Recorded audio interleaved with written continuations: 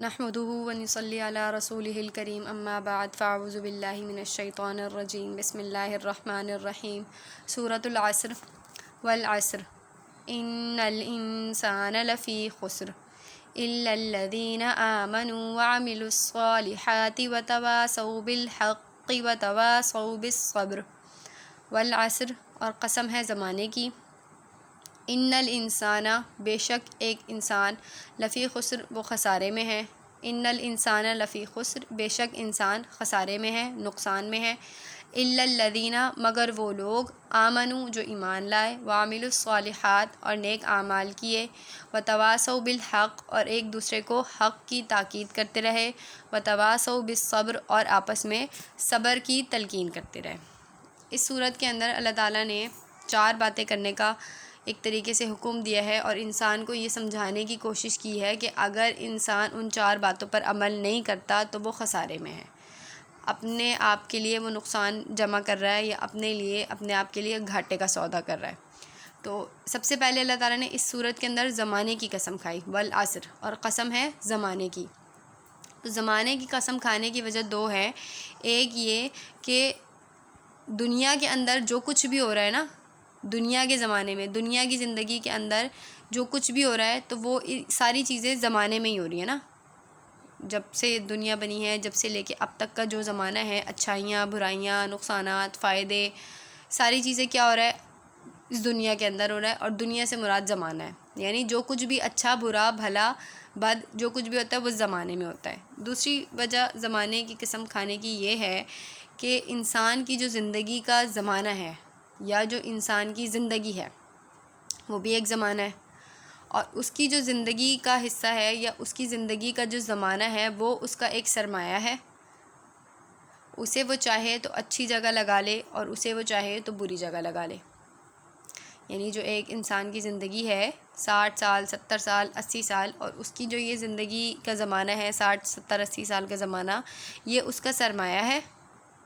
حدیث میں بھی مفہوماً حدیث کا بھی مقصد یہی ہے کہ انسان کی جو زندگی ہے وہ ایک طرح کا سرمایہ ہے. جب وہ صبح اٹھتا ہے تو وہ چاہے کہ اپنی زندگی کے سرمایہ کو اچھی جگہ لگا لے، اور چاہے تو اپنی زندگی کے سرمایہ کو بری جگہ لگا لے.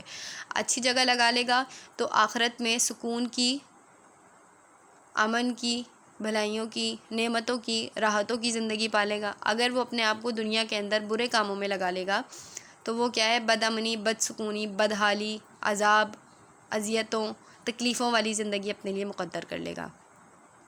تو 2 وجہ سے زمانے کی قسم کھائی کہ انسان کی زندگی کا جو زمانہ ہے وہ اس کی انویسٹمنٹ ہے، وہ چاہے تو اچھی جگہ کر لے، چاہے تو بری جگہ کر لے.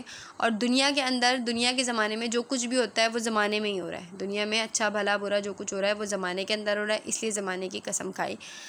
آگے یہ بتا دیا کہ کون سے لوگ اس خسارے میں نہیں پڑنے والے، یا کون سے لوگ ہیں جو خسارے سے بچ جائیں گے. تو 4 چیزیں اللہ تعالیٰ نے بیان فرمائی. الا الذین آمنوا، نمبر 1 جو ایمان لائے، وعملوا الصالحات، نمبر 2 جو نیک اعمال کیے، وتواصوا بالحق، نمبر 3 جنہوں نے حق بات کی تاکید کی، وتواصوا بالصبر، اور صبر کی تلقین کی.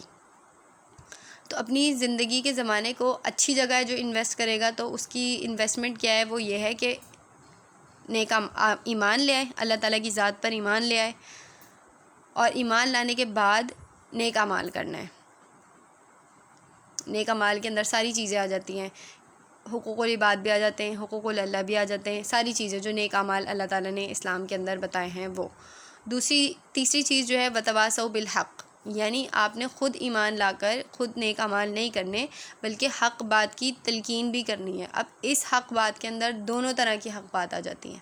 ایک حق بات یعنی اللہ تعالیٰ کو ایک ماننا، دین کی تبلیغ کرنا، دین کو آگے پہنچانا، دین حق کی تبلیغ کرنا. اور دوسرا حق جو حقوق العباد وغیرہ کے اندر حق ہوتے ہیں، جائز ہو، کسی کے حق تلفی نہ ہو، صحیح ہے. حقوق العباد کے اندر بھی جتنے حق آتے ہیں، حقوق آتے ہیں، وہ سارے بھی اس حق کے اندر آ جاتے ہیں. یعنی دین کی آپ کو تبلیغ بھی کرنی ہے، اور دین کے اندر جو آپ کی چھوٹی چھوٹی چیزیں ہیں ان کو بھی آپ کو ساتھ لے کے چلنا ہے، ان کی بھی آپ کو لوگوں کو تاکید کرنی ہے، تلقین کرنی ہے. اب آگے فرمایا کہ اس ایمان لانے پر اور اس دین کی بات کو آگے پہنچانے پر کیا کرنا پڑے گا، آپ کو صبر کرنا پڑے گا. صبر کس طور سے کرنا پڑے گا کہ ایک صبر بھی 2 طریقے سے کرنا پڑے گا. ایک صبر اس طرح سے کہ انسان جب کسی اچھی بات کی یا حق بات کی تلقین کرتا ہے تو اس کو لوگوں کے سامنے سے تکلیفوں کا، دل آزاریوں کا، دل شکنی کا، مخالفت کا سامنا کرنا پڑتا ہے. آپ تاریخ کا مطالعہ کر لیں، جب بھی کوئی نبی آیا ہے اس نے اللہ تعالیٰ کی طرف دعوت دی ہے، تبلیغ کی ہے، تو اسے تکلیفوں کا سامنا کرنا پڑا ہے. اور یہ مخالفت گھر والوں سے بھی ہوتی ہے اور غیروں سے بھی ہوتی ہے. دونوں طرح سے آپ کو جو ہے مل جائے گا کہ لوگوں نے مخالفت کی اور فیملیز نے مخالفت کی اور عام لوگوں نے بھی مخالفت کی. تمام مطالعہ آپ کر سکتے ہیں، پڑھا ہوا ہے، ہم نے سنا ہوا ہے. دوسری بات، ایک صبر یہ ہو گیا کہ آپ نے جو ہے لوگوں کی مخالفت پر، لوگوں کی تکلیفوں پر آپ نے صبر کرنا ہے. دوسرا صبر یہ ہے کہ آپ نے اپنی نفس کی خواہشات پر صبر کرنا ہے. اپنے آپ کو گناہوں سے روکنا ہے، ان گناہوں کی طرف بڑھنے سے خود کو روکنا ہے، اس پر صبر کرنا ہے. تو خلاصہ اس صورت کا یہ نکلتا ہے کہ انسان کی جو زندگی کا سرمایہ ہے، انسان کی جو زندگی ہے وہ اس کا سرمایہ ہے، اور سرمایہ اس کا وہ زمانے ہیں جو 6 سال، 60، 70، 80 سال جتنی بھی زندگی اس کی بنتی ہے وہ اس کا سرمایہ ہے. اب وہ چاہے تو اس سرمایہ کو اچھی جگہ لگا لے، چاہے تو بری جگہ لگا لے. اچھی جگہ کون سی ہے؟ اچھی جگہ یہ ہے کہ آپ ایمان لے آئیں. اس کے بعد ایمان لانے کے بعد آپ نے کیا کرنا ہے؟ نیک اعمال کرنے ہیں. یہ نہیں کہ ایمان آپ لے آئے، آپ نے گھر خالی ایک گھر بنا لیا، ٹھیک ہے، ایمان لے آئے، آپ کا گھر بن گیا، اب آپ نے اس کو سجانا بھی ہے. سجائیں گے آپ کس سے؟ نیک اعمال سے سجائیں گے، ٹھیک ہے. دوسری چیز یہ ہے کہ تیسری چیز کہ آپ نے اس گھر کے اندر، اس دائرہ اسلام کے اندر لوگوں کو بلانا ہے، لوگوں کو اس کی ترغیب کرنی ہے، یعنی امر بالمعروف کرنا ہے، نیکی کا حکم دینا ہے. اور اس حکم کے اندر، اس حق بات کے اندر آپ نے لوگوں کو اللہ کی طرف بھی بلانا ہے، اور جو آپ کے حقوق العباد کے اندر حق بنتے ہیں وہ بھی آپ نے ادا کرنے ہیں. چوتھی اور آخری چیز یہ ہے کہ جب آپ اس تبلیغ کی طرف یا اس دین کی طرف لوگوں کو بلائیں گے تو آپ کو 2 طرح سے صبر کرنا ہے، 2 چیزوں پر صبر کرنا ہے. ایک اپنے نفس پر کہ وہ گناہ کی طرف مائل نہ ہو، گناہ کی طرف اس کی رغبت نہ ہو. اور دوسرا صبر اس لوگوں کی مخالفت پر یا اس دین پر جو لوگ آپ سے مخالفت کریں گے، آپ کی مخالفت کریں گے، اس پر آپ کو صبر کرنا ہے. اس میں اللہ تعالیٰ جو کوئی میری سمجھانے میں یا سمجھنے میں کوئی کمی یا کوئی کوتاہی رہ گئی ہو تو اسے معاف کر دے، اور آپ کو، مجھے، ہم سب کو اس کو سمجھنے کی اور اس پر عمل کرنے کی توفیق دے.